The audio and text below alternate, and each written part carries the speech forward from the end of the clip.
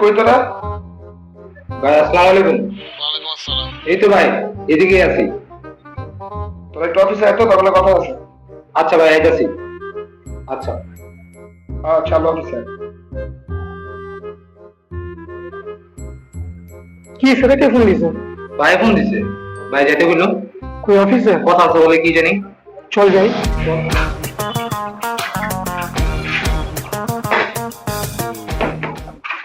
আসসালামু আলাইকুম ভাই।